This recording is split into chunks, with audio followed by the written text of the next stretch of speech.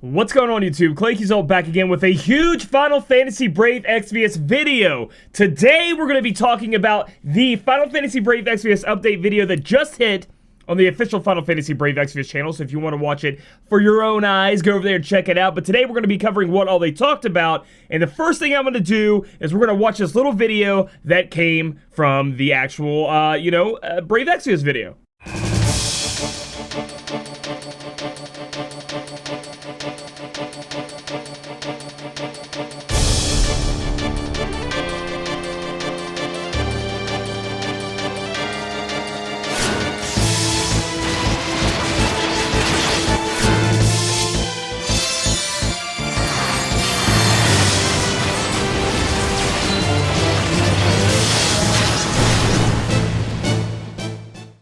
That's right, finally, everyone out there who's been waiting for Squall, Rinoa, and Zell, they are coming to Final Fantasy Brave Exvius, and with them, they're bringing 7 stars. That is this week, guys. All of this stuff we're about to talk about involving 7 stars, involving Squall, Rinoa, the Final Fantasy VIII characters, is this Friday. Get ready, because it's going to be a lot of stuff coming at you. So the first thing we're going to talk about, and I'm so excited, I don't know if you guys know this, but Squall is one of my favorite characters. I will be pulling very hard for him, and hopefully, unlike Fate, he actually comes to me, even though it's a double 5-star base banner.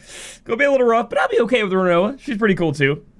First, let's talk about what kind of event the Final Fantasy VIII, what the characters are bringing. They're bringing a King Mog Event, and it really tricked me because it said collect triple triad cards, if you can see in the picture over here. And I was like, oh my god, are they bringing that game to, no, you just collected, that's the King Mog currency. It kind of made me sad, but hey, if you look at the items that they have listed here, those are some damn good items. First, a great sword, 125 two-handed weapon.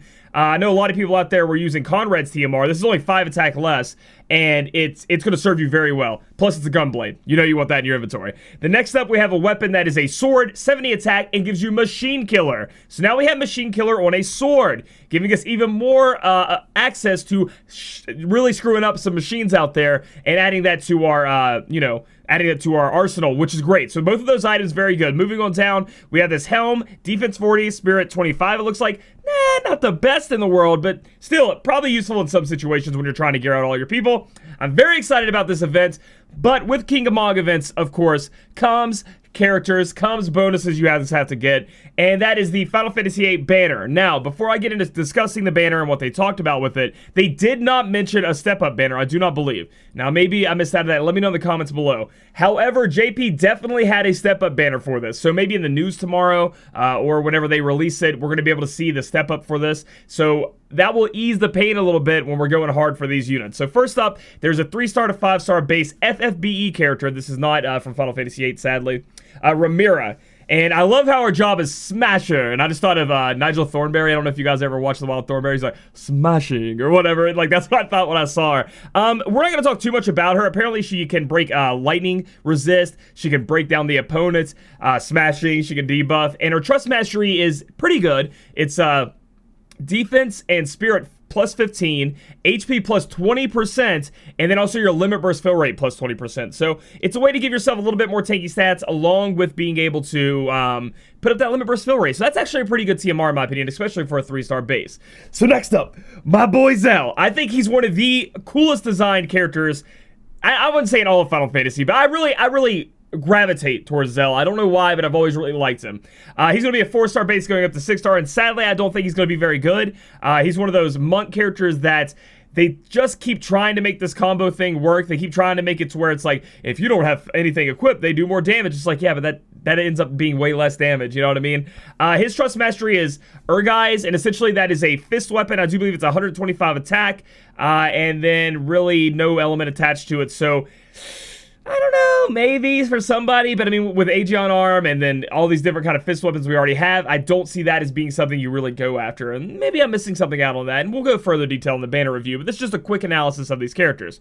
Now we get to the good part, the part that I've been waiting for, and the part that really got me excited, because Rinoa and Squall, we're going to be talking about Rinoa first, weren't the best units as 7 stars in JP. They're pretty low on the list. They were looked over quite a bit. Besides, you know, we're leaving out the TMRs or STMRs. We're talking about the units themselves. So Rinoa is going to be one of our first 5-star bases going up to 7-star. And, you know, her job is going to be one of casting magic spells. and, you know, doing magic damage. She's a magic damage dealer. So the way 7 stars work, guys, as you guys know, they are going to be much more powerful. They're going to get special abilities, and they did touch on a little bit about Rinoa because she's getting global buffs. So before, she wasn't the best. They did touch that she does do tornado chaining, and I know we're getting into 7 stars. You're like, we're still tornado chaining? Yeah, we can still going to want a tornado chain. I mean, it's going to make 10-man trials. You still got to chain somehow, so that's going to be pretty good. They touched on what they're doing to make Rinoa better, and again, we'll go into this once we get the data mine and the banner review. We have no idea of telling how good Rinoa and Squall will be without seeing the numbers, right? So you're going to have to be patient and wait for the patch to hit. So they are increasing her magic, so it's going to be easier to make her magic be a higher percent. I don't know if that means by they're adding passives, maybe equipment passives, things like that. Then they're also making it easier for her to triple cast. So you know how we have single cast, we have dual cast. In the 7-star meta, we're adding triple cast. So people are going to be able to triple cast and do their abilities 3 times in a turn, and that's going to be huge. It's going to be huge, and they say they're giving Rinoa the ability to be able to do that a lot sooner. Now, with 7 stars are going to be the introduction of cooldown abilities, meaning that after a certain amount of turns, or even on turn 1, you can use said ability, but then you have to wait a couple of turns before you can use it again. So that they're talking about maybe making that easier for her to be able to triple cast. That may be her cooldown ability. I'm not sure exactly how they're going to make her work, but just be aware that a lot of these 7-star characters will have cooldown abilities, and those are going to be more of their more powerful abilities. They don't allow you to cast every turn. So that's Rinoa. They're going to make her stronger. They're going to make her better. I think her sprite is cute as a button, and I want her. So moving on, we have Squall, which again is one of my favorite Final Fantasy characters. I know a lot of people out there didn't. Well, a lot of people like 8, but a lot of people look at 8 and they're like, it wasn't the most fun. But I just adore Squall. I adore him to death. Going all the way through, playing that, then seeing him in Kingdom Hearts, and just Squall just seems like, I don't know. I'm just very attracted to the way Squall's character is, and you guys know Tidus is another one of my favorite characters. So I don't know. Take it with the greatest salt, I guess. But that's just what I like. I like what I like. So Squall is going to be a 5-star base going up to 7-star damage dealer. Again, not the best in JP, sadly. He really just is lacking. Like, his 7-star just didn't seem to add a lot of oomph to him. He didn't get like a huge attack at 7-star, it doesn't look like, but they're going in and changing it. They said they're giving him more true double hand passives, so he's going to be a true double hand wielder, meaning that he's going to be like Cloud, where he's going to be true double handing and finishing. It does appear that's what he's going to be doing. He does get the ability to cast abilities twice. So you know how you would dual wield and you would just be like, hit the button and it would do the ability twice? Well, now even with true double hand, when you're single wielding, we have an ability that allows us to cast it twice. So Squall is going to be someone who can use that. Then they talked about making his TMR stronger and going up to a 155 attack sword, which is a big buff from the Japanese version. And then they said it's adding double hand. Now, I'm not sure if that double hand is true double hand, because we really want it to be true double hand instead of just double hand. However, I don't know if Das Sol was like, if that's what he meant, if he actually meant double hand, if he meant true double hand. We'll have to wait again and see the results from the data mine, because that's what we're going to have to know. Again, Squall is going to be, they said Squall is going to be somewhat like Cloud, but Squall is going to be able to cover elements. Again, at a 7-star base, I've looked him up. I've looked up Rinoa. Their JP counterparts didn't seem the best in the world, but with these global buffs, hopefully it makes them better, because, I mean, a lot of people love Final Fantasy VIII. Now, I do want to say a little thing right here before we go any further. These units are awesome. There will be a lot of awesome units, but you guys know about CG Hio, right? And I don't even know if I'm saying that right. I've said it a million times. Everybody tells me to say it different. CG Hio is going to be extremely powerful, an extremely powerful unit that's coming out eventually. I'd say in a month and a half to a month. Very top tier damage dealer. You're going to need true double hand build to really use him to his fullest. So if you really want to save for that, go ahead. However, I know a lot of you, like, for me, like, this game is about nostalgia a lot of the time. Like, I don't have to have the biggest EP in the world with the most damage ever to beat these trials. I mean, I've gone in with, like, less than that and beat the trials. It's about having fun, and I want Squall, and I want to have fun with Squall and Rinoa. So, it's up to you guys. I just want to warn you about that. I know a lot of people are saving for Hio. That is the next, like, big save unit you guys will be looking after. So, after they talked about this banner that's getting its global upgrades, they talked about the 7-star awakenings that are happening, should be happening this Friday.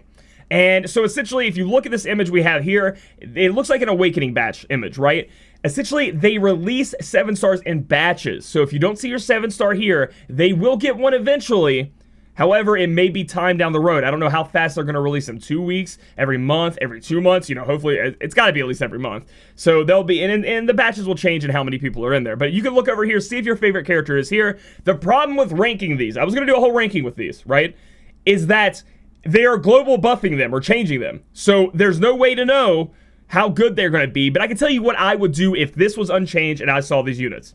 First off, Wilhelm is definitely getting upgraded to 7-star. He becomes an AoE cover tank. He becomes a badass. He becomes literally almost unkillable. He gets a lot of great passives. And if they buff that, he's going even higher up on the scale for me. So the first unit I see on there that I want to upgrade is Wilhelm. And then the second for me is going to be Olive. Now, we don't even know anything about Olive, but I'm talking about me personally. So I'd say Wilhelm is a definite, and then Olive is going to be a definite for me as well. One, I have 10 of them. Okay, all right, calm down, crowd. But, they talked about Olive and what she's going to get, and this is how DatKloud described her. She's going to do a ton of damage, which she already does, right? She's going to have one of the highest attack stats out of all the 7-stars, he said. It's going to be super high. He said, quote, through the roof. So, through the roof.